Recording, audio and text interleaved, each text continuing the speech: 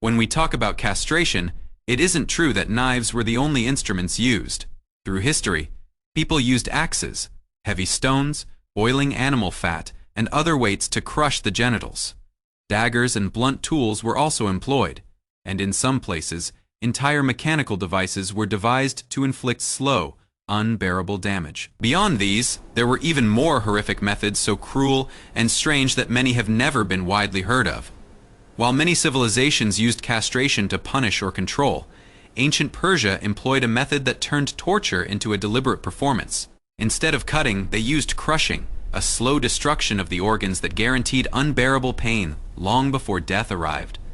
This wasn't merely about preventing reproduction, it was a public reminder that defying power meant surrendering every part of oneself, including the ability to breathe without agony. This punishment was often reserved for spies, enemies of the state, or soldiers who betrayed their commanders. The victim was tied down, usually on flat stones in a courtyard, where officials and witnesses could observe everything.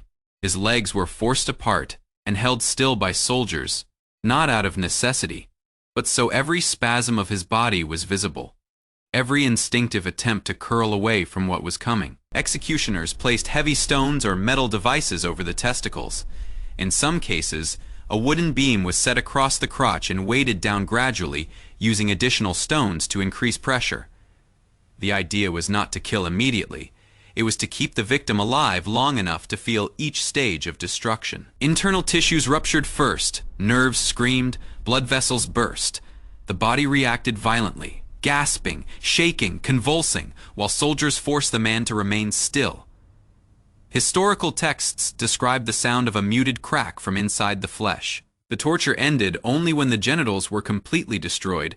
If the victim survived the initial crushing, death soon followed from internal bleeding, shock, or infection. Survival was never the goal. Suffering was. Castration in Imperial China was not simply a punishment, it was a state-controlled industry. At the height of the empire, the Forbidden City demanded thousands of eunuchs to serve the royal household. These men had direct access to the emperor, and for that, the palace wanted them completely stripped of sexuality, legacy, and ambition. Castration became a tool of loyalty. The procedure was known as gongsing, the removal of what the Chinese described as the three treasures, the penis and both testicles together. It was performed quickly, often by experienced castration surgeons or eunuchs themselves, and always without anesthesia. A wooden clamp was tightened around the base to slow the bleeding, then a short, sharp knife did the rest. Records describe the pain as overwhelming enough to cause men to faint or go into shock instantly. Many did not survive even the first minutes. Once the genitalia were removed, they were wrapped and kept in a small, sealed box. This was not a sentimental gesture, as tradition held that a man had to be buried whole to enter the afterlife as he once was. Without that box, a eunuch believed he would remain incomplete even in death. The wound was packed with paper and ash or salt, and the man was locked in a room to see if he would live. If the urine flowed again within 3 days, he had a future, though an oblique one.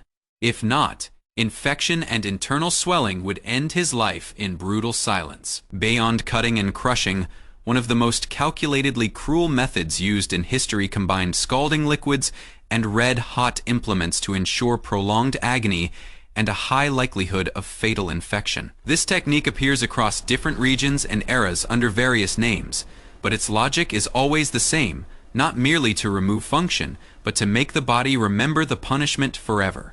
The victim is bound and exposed in a public space so that the act itself becomes a performance. First, the executioners pour boiling water, oil, or animal fat onto the groin to blister and destroy the skin and soft tissue. The immediate effect is not a clean amputation, but a slow, unpredictable disintegration. Nerves are seared, tissues char, and the body generates intense systemic shock. While some victims die quickly from the trauma, many remain conscious long enough to experience the long, racking spasms of pain that follow. The sight and smell, fumes of burning flesh, the hissing of hot liquid on skin, serve as grim theater meant to deter. After scalding, hot irons or red heated blades are pressed against the remaining tissue to cauterize or further mutilate. Sometimes this is done to prevent immediate bleeding and create a permanent, grotesque scar. Other times, it is used deliberately to leave fragments of destroyed tissue that will fester and invite infection. In some documented instances, practitioners would then apply corrosive substances, salt, ash, or even chemical irritants known at the time, to prolong agony and make medical recovery nearly impossible. What makes this method especially savage is its layered cruelty. Scalding destroys the surface, cauterization ruins deeper structures, and the addition of contaminants converts what might have been survivable into a likely death sentence. Even if the victim survives the initial procedure, the combination of sepsis, gangrene, and organ shock often leads to a drawn-out death days or weeks later. Those who lived carried both physical and psychological scars, the smell of burned flesh, the constant pain of improperly healed wounds, and the social marker of humiliation that followed them everywhere. Rulers and judges who sanctioned such methods used them for a reason.